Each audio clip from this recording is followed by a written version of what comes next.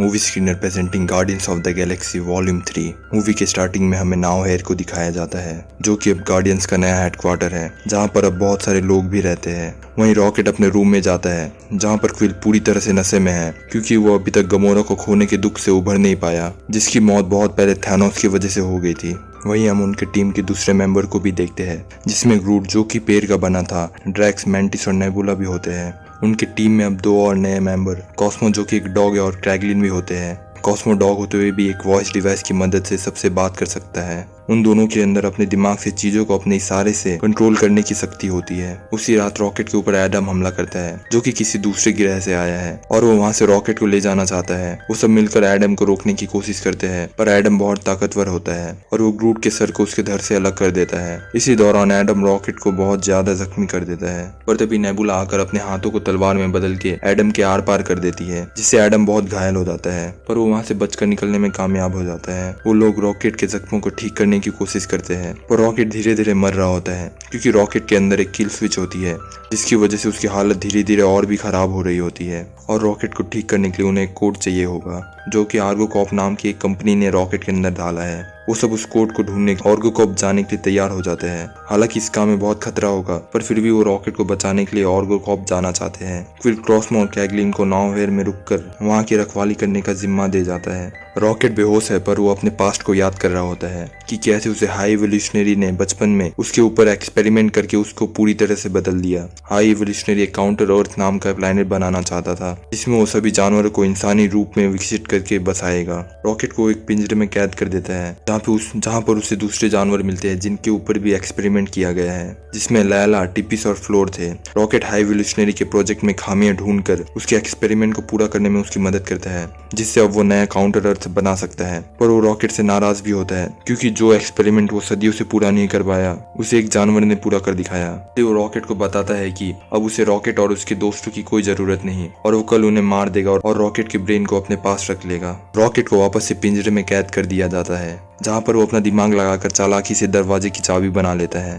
और गेट को खोल कर निकल जाता है और साथ में लैला के पिंजरे को भी खोल के उसे निकाल देता है। पर तभी हाई एवोल्यूशनरी आकर लैला को मार देता है जिससे रॉकेट को बहुत गुस्सा आता है और रॉकेट हाई एवोल्यूशनरी के ऊपर हमला कर देता है और उसके फेस को पूरी तरह से नोच देता है। पर गोलीबारी में रॉकेट के दूसरे 2 दोस्त टीफ और फ्लोर की भी मौत हो जाती है जिससे रॉकेट को बहुत दुख होता है, इसलिए वो वहां से भागकर स्पेसशिप की मदद से वहां से निकल जाता है। वहीं प्रेजेंट में गमोरा अपने टीम एवेंजर्स के साथ उनकी मदद करने के लिए आ जाती है। असल में गमोरा जो कि अभी जिंदा है वो पास से वापस आई है और उसे क्विल और अपने रिश्ते के बारे में नहीं पता होता। वो सब गमोरा के साथ चालाकी से आर्गो कॉप में छेद करके उसके अंदर ढुक जाते हैं जिसे कि हाई एवोल्यूशनरी कंट्रोल करता है। वो आर्गो कॉप में एक काम करने वाली कर्मचारी को गन पॉइंट में लेकर उसे रॉकेट की फाइल निकाल लेते हैं पर हाई एवोल्यूशनरी के लोग उन्हें देख लेते हैं और उनके बीच में बहुत लड़ाई होती है। तभी ग्रूट स्पेसशिप को लेकर अंदर रुक जाता है और उन्हें बचाकर निकाल लेता है। उन्हें रॉकेट की फाइल से पता चल जाता है कि रॉकेट को लैब में एक्सपेरिमेंट करके बनाया गया था और वो कोड जिससे कि रॉकेट की जान बच सकती है वो हाई एवोल्यूशनरी के एडवाइजर के ब्रेन में स्टोर होती है, इसलिए वो उस कोड को हासिल करने के लिए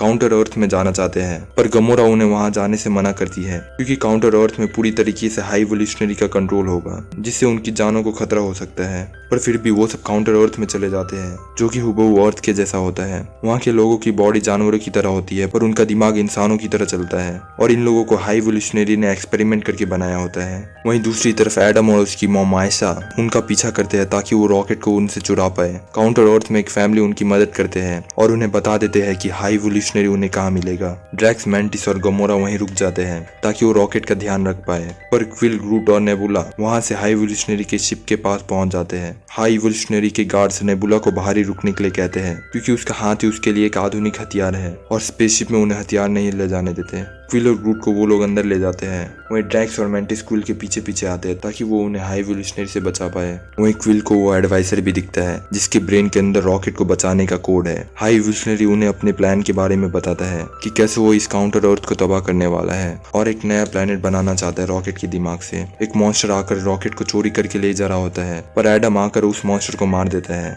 क्योंकि वो खुद रॉकेट को हाई एवोल्यूशनरी को सौंप के उससे इनाम लेना चाहता है। वहीं हाई एवोल्यूशनरी स्पेसशिप को काउंटर अर्थ से निकाल रहा होता है जिसमें क्विल और ग्रूट फंसे हुए हैं, और वो दोनों हाई इवोल्यूशनरी के लोगों पर हमला कर देते हैं और उस एडवाइजर को लेकर स्पेसशिप से कूद जाते हैं जिसके ब्रेन में रॉकेट को बचाने वाला कोड होता है। क्विल उस एडवाइजर के ब्रेन मेमोरी को निकाल लेता है। पूरा काउंटर और धमाके की वजह से नष्ट हो रहा होता है। एडम अपनी माँ को धमाकों से बचाने की कोशिश करता है पर उसकी मॉम की एक ब्लास्ट में मृत्यु हो जाती है। वहीं गमोरा क्विल और ग्रूट को बचाने के लिए चिप को उनके पास ले जाती है, पर नेबुला, ड्रैक्स और मेंटिस हाई इवोल्यूशनरी के स्पेसशिप में चढ़ जाते हैं क्योंकि उन्हें लगता है कि क्विल और ग्रूट अभी भी उस स्पेसशिप में फंसे हुए हैं, पर वो दोनों तो पहले ही शिप से कूद गए होते हैं। वहीं जब क्विल रॉकेट को उस कोड की मदद से ठीक करने की कोशिश करता है तभी रॉकेट की सांस बंद हो जाती है और रॉकेट वापस अपने ख्यालों में लैला, टीफ और फ्लोर से मिलती है। रॉकेट अब जिंदा नहीं रहना चाहता पर लैला उसे समझाती है कि उसके मरने का टाइम अभी तक नहीं आया है और उसे हाई इवोल्यूशनरी से दूसरे मासूम जानवरों को बचाना है। और तभी रॉकेट का किल स्विच डिसेबल हो जाता है जिससे उसकी जान बच जाती है।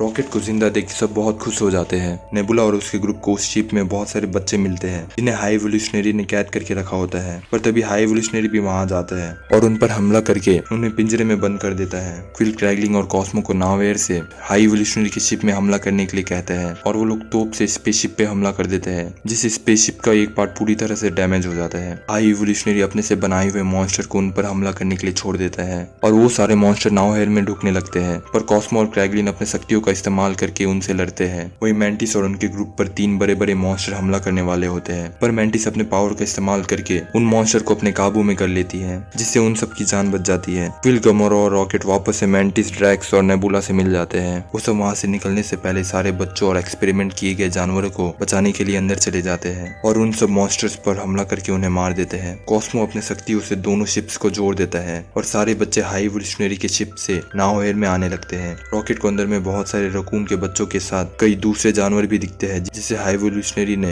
एक्सपेरिमेंट करने के लिए रखा होता है, पर तभी हाई इवोल्यूशनरी आकर उस पर हमला कर देता है और तभी गार्डियंस आकर हाई इवोल्यूशनरी पर हमला कर देते हैं और उसे बहुत बुरी तरीके से मारते हैं। पर रॉकेट हाई इवोल्यूशनरी को जान से नहीं मारता क्योंकि जल्दी ये स्पेसशिप तबाह हो जाएगा, इसमें खुद ब खुद हाई इवोल्यूशनरी की मौत हो जाएगी। वो सब सारे जानवरों को नावेयर में ले जाते हैं, पर तभी कॉस्मो कमजोर पड़ जाता है, दोनों शिप्स अलग हो जाती है और क्विल स्पेस में जाने लगता है जिसकी वजह से उसकी बॉडी जलने लगती है और वो मरने वाला होता है। पर तभी एडम आकर उसे बचा लेता है क्योंकि वो समझ गया होता है कि हाई इवोल्यूशनरी गलत था और वो सबको अपना गुलाम बनाना चाहता था। गार्डियंस की टीम वापस से यूनाइट होकर बहुत खुश होती है।